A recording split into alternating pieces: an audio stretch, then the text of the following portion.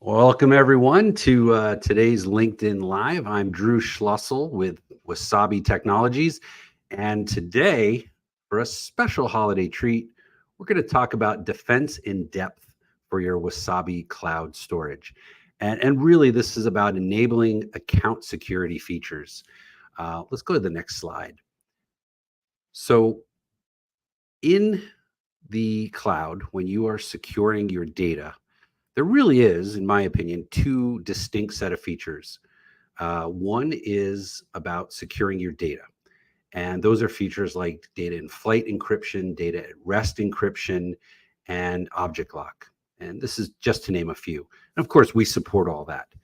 But more importantly, I want to talk to you about account security features like strong password requirements, multi-factor authentication, multi-user authentication. And this is going to be a little bit of a show and share. But let me explain why we need to talk about this and why you need to do something about this today. Recently heard a story about someone backing up their data to a hyperscaler, and they were hacked. Of course, if you've ever read anything about the anatomy of a hack, of a ransomware attack, you'll know that there's some dwell time. They're inside your network, they're inside your systems, and they're using that time to capture credentials, usernames, and passwords. And in this particular case, they captured the credentials for this person's or this organization's hyperscaler storage, cloud storage. So as part of the attack, not only did they encrypt all the data on-prem, but they also went ahead and logged into that person's hyperscale account and deleted all their backups. So when the ransom message was delivered, as you could imagine, they thought, well, I've got backups, I'm fine. And they went to check their backups and they weren't there. And really that comes down to the fact that they really hadn't employed any kind of defense in depth. It's a real shame because it's not very hard to do.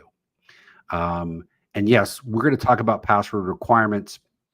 While that may not necessarily stop anyone, at least it's going to slow them down. Multi-factor authentication and multi-user authorization or authentication, in this case, would have stopped them dead in their tracks. Let's go to the next slide. So let's talk about password requirements. And I'm with you right now. You're rolling your eyes like, just what I need, another password. Well, it is what it is. And of course, it doesn't get any easier when we throw MFA into the mix, but bear with me, all right? And let's go to the next slide here. For Wasabi Cloud Storage, you have the ability to set for all your users, including your root, some criteria for how to construct your passwords. And this is a picture of the console here. I've already gone and selected users, selected the settings, and here is the screen showing you what you can set in terms of password length, in terms of login attempts, and requirements in terms of uppercase and lowercase and numbers and alpha, et cetera, et cetera. Many companies today actually have and enforce standards for their passwords. Would this stop a hacker from stealing your credentials? No, I'll be honest, it's not going to stop them. But in the cases where they can't or haven't stolen credentials, this is good hygiene. This is good security hygiene that you want to have in place. All right, so it keeps them from doing any kind of basic password hacking, any kind of dictionary hack, right? You never want to have passwords that are, of course, password 123, or password. So good thing to do, good thing to put in place for your account, for any of the users that you provision for your account. So start with that. Now, let's talk about multi-factor authentication. And this is really where the rubber meets the road, so to speak. Let's go to the next slide. In this case, we're talking about having a virtual token, having either a pre-selected set of passwords that are separate and distinct from your username and password login credentials. So in this case, let's go to the next slide. What you'll do to access the Wasabi MFA is go and click on settings. You see that in green over on the left. And you'll see here circled in orange is security settings. Let's go to the next slide. And by default, if you don't have MFA enabled, this is the screen you're going to see. Now, before you do anything else, what you'll want to do is go out and grab one of the many good free virtual tokens. Symantec has one. Authy is a great choice. Google and Microsoft both have free downloads. And go ahead, load that on your Apple or Android phone. And then what you'll do is you'll go ahead, pop that app up. You'll scan that 3D code there.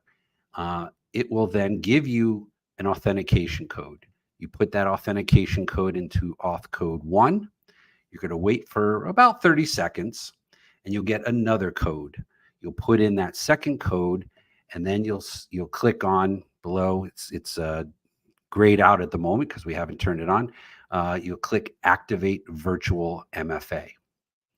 When you do that, let's go to the next slide. You will get this message: success, activated MFA. Fantastic. So let's go to the next slide. The next time you log in, if you only put in your username and password, it will come back and tell you that you need to put in the MFA code. And in this case, I just put in some random numbers there. This capability, this feature alone is going to prevent most, if not all, hacks, even if your credentials have been stolen. Because without your virtual token, without your specific phone running that app, the hackers will not be able to log into your account. That's a very good thing. Now, let's take it one step further and let's go to the next slide. In addition to keeping people out of logging in, there's always the threat of, having somebody on the inside, maybe somebody's disgruntled, maybe somebody is there for nefarious reasons. It happens. And in this case, you want to make sure that the root user isn't the only user that can go ahead, turn off your account, because that's the ultimate way of deleting all your buckets, deleting all your objects, is to just issue a delete request for the entire account. So what we've done is we've created multi-user authentication. I also refer to it as multi-user authorization.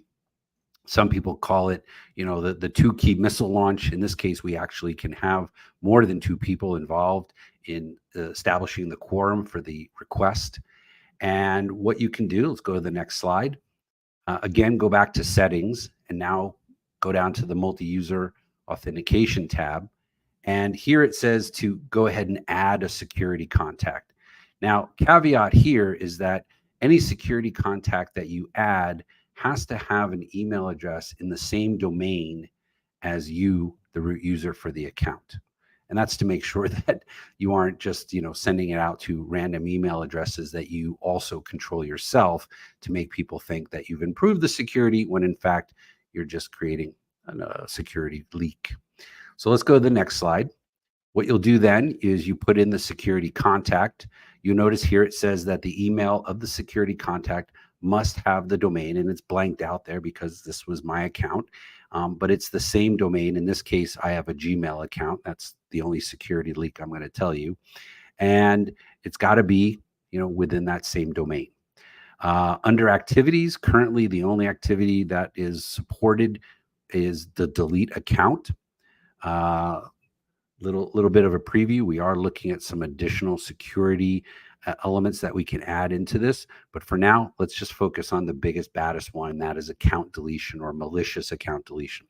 So go ahead, you put in your security contact, you choose the delete account activity as being required for the additional contact. You hit continue, and they'll be added to a list of contacts, and you can have up to 3 additional contacts aside from your root user. Now, what happens is if and when somebody wants to go in and at the bottom of the settings screen choose delete account, an email is going to be sent to all of the security contacts that have been associated with the delete account activity. Let's go to the next slide. And what they'll see is an email like this. And again, I've blanked out some of the critical information here, and you can read for yourself, but it's pretty straightforward, right? Wasabi is letting you know that an account deletion has been initiated. Um, this is a serious matter, right? If the account is deleted, all the data is lost. Do you want to approve or deny this request? And obviously, having 2, 3, 4 people involved in the decision is a way of definitely making sure that no one person can go rogue and do anything that would, upset your account. So the thing to keep in mind is that between strong passwords, multi-factor authentication, especially for your root account, and you can implement that for all individual users that you provision as well. And in fact, we'll show this in another webinar in Q1. We have the ability now to list all users and show which users are using MFA and which aren't. And then, of course, implementing the multi-user authentication, right? You now have a very strong defense in-depth posture to help you ward off these attacks, right? Add that to the data security capabilities, the encryption, the immutability, right? You should be in a very strong position to make sure that if this is where your backup copies are living or other assets are living and using all of these capabilities, you have a safe place to keep your data. Conversely, of course, if you don't do these things, well, let's not even think about that. Do this today, right? Make sure you have a strong password. Make sure you're using MFA. Make sure you're using multi-user authentication.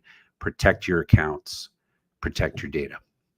Let's go to the next slide. If you'd like to learn more, and I'm sure you would, get on over to wasabi.com. Articles on how to implement all these features are in the knowledge base as well as in our online documentation. We have a top level knowledge base article on the recommended security best practices that incorporates everything I just talked to you about. And then I have specific articles on MFA, password, and multi-user authentication. So keep in mind, the holidays are the #1 time for ransomware attacks. Most organizations are running on a reduced staff, and this is probably the best way before you head off for big holiday week coming up here. And we've already had a number of holidays already this month.